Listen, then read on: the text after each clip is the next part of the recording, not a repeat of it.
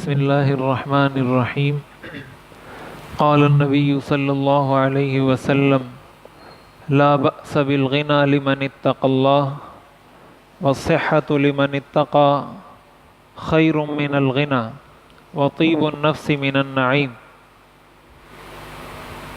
حضرت معاذ بن عبداللہ بن خبیب عن ابیہ عن امہ، اس سند سے یہ روایت مروی ہے مسند احمد اور سنن ابن ماجہ کے اندر۔ وہ فرماتے ہیں کہ حضور علیہ الصلاۃ والسلام ایک دفعہ مجلس میں تشریف لائے اور آپ پر غسل کے اثرات واضح تھے کہ آپ نے جیسے تازہ تازہ غسل کیا ہو، اور آپ بڑے حشاش وشاش لگ رہے تھے۔ تو صحابہ نے فرمایا کہ یا رسول اللہ، آج آپ بڑے حشاش اور بڑے خوش نظر آ رہے ہیں۔ اس پر حضور علیہ الصلاۃ والسلام نے فرمایا اجل، جی ہاں، اور پھر اس کے بعد فرمایا الحمدللہ، اللہ کا شکر ادا کیا۔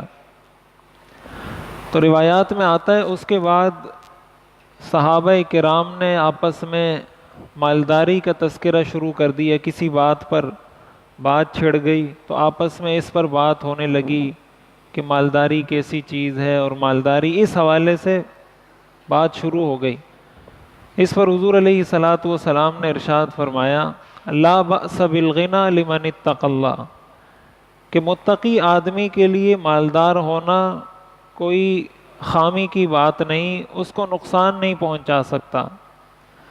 اور پھر آگے آپ نے فرمایا وَالصِّحَّةُ لِمَنِ اتَّقَى خَيْرٌ مِّنَ الْغِنَى، کہ اللہ کا خوف رکھنے والے آدمی کے لیے صحت مالداری سے بڑی نعمت ہے۔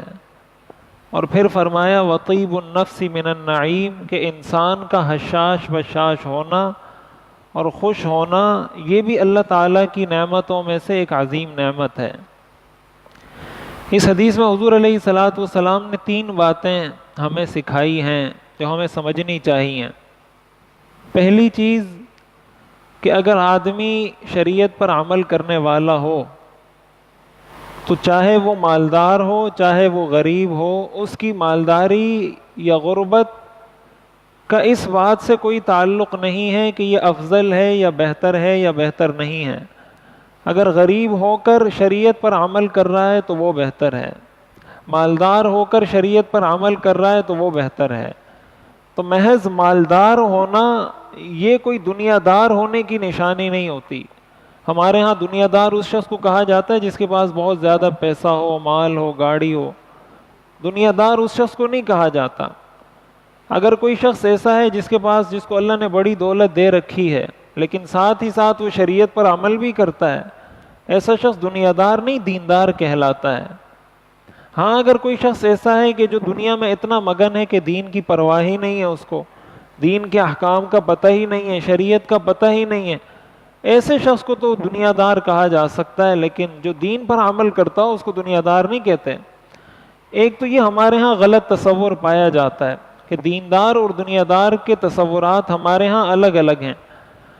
تو اگر کوئی شخص ایسا ہے جو غریب ہے لیکن اس کے باوجود شریعت پر عمل نہیں کرتا، وہ بھی دنیا دار ہے۔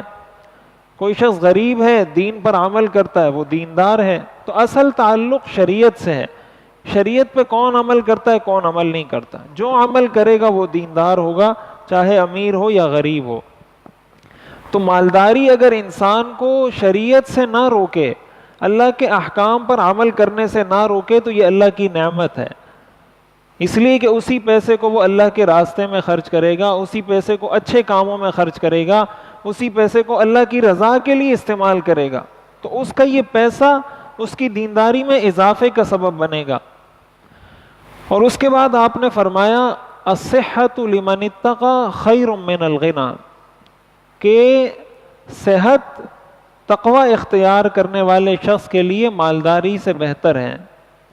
اب یہ بہت بڑا ایک ایسا اصول حضور علیہ الصلاۃ والسلام نے ہمیں بتایا ہے کہ اگر ہم اس کو سمجھ کر اپنے دل میں اتار دیں تو ہماری ساری ٹینشنیں ختم ہو جائیں گی۔ دیکھیں ایک شخص ہے، اس کو اگر اللہ تعالیٰ نے 2 ٹانگیں دی ہوئی ہیں، اس کو آپ کہیں کہ بھائی میں آپ کو 2 کروڑ روپے دیتا ہوں، یہ دونوں ٹانگیں تم سے کاٹتا ہوں، اس کے لیے 2 ٹانگوں کی اہمیت زیادہ ہوگی یا 2 کروڑ روپے کی اہمیت زیادہ ہوگی؟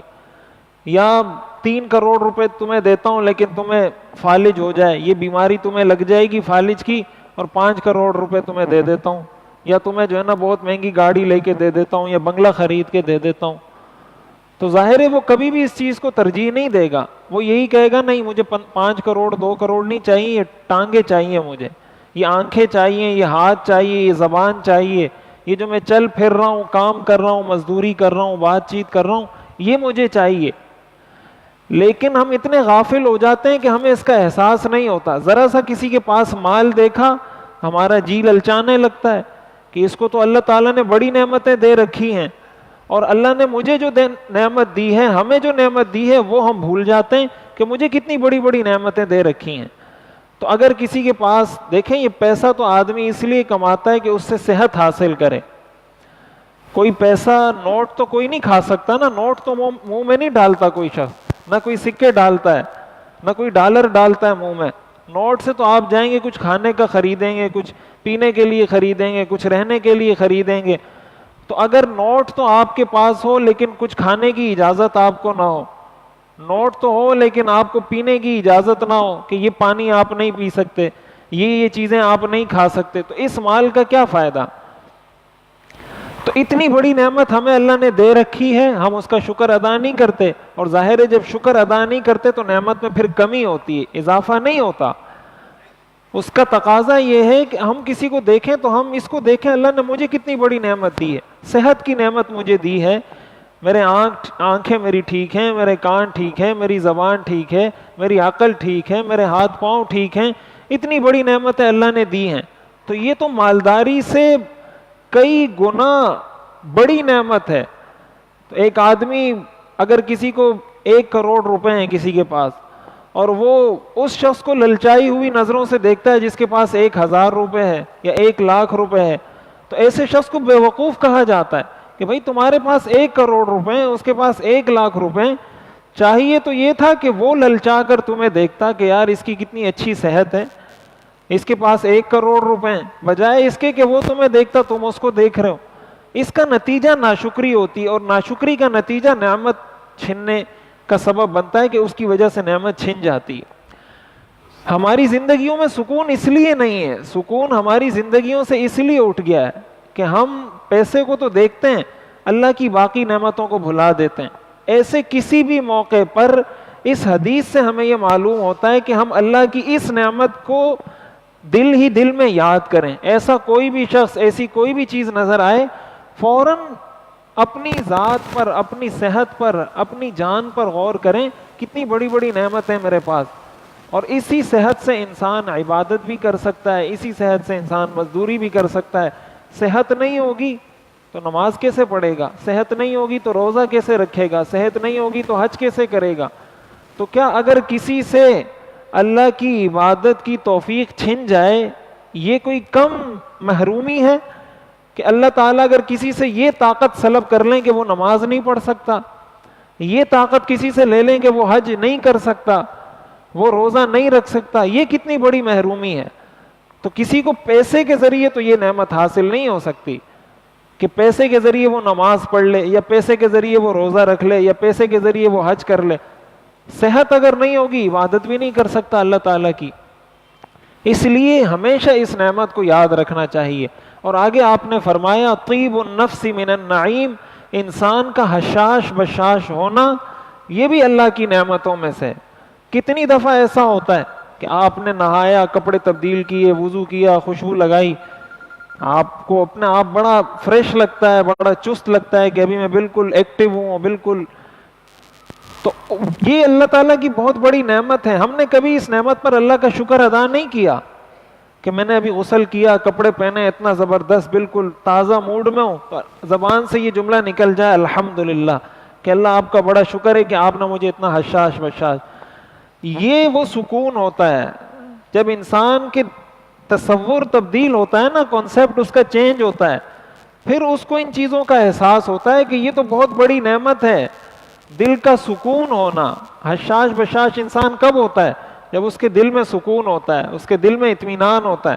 اور اگر ساری زندگی ٹینشن میں گزارے اس کو پھر حشاشیت اور حشاش بشاش وہ نہیں ہو سکتا. اسی لیے اس پر بھی اللہ تعالیٰ کا شکر ادا کرنا چاہیے، اور یہ زندگی میں سکون حاصل کرنے کا بہت بڑا نسخہ ہے. اللہ تعالیٰ ہمیں عمل کرنے کی توفیق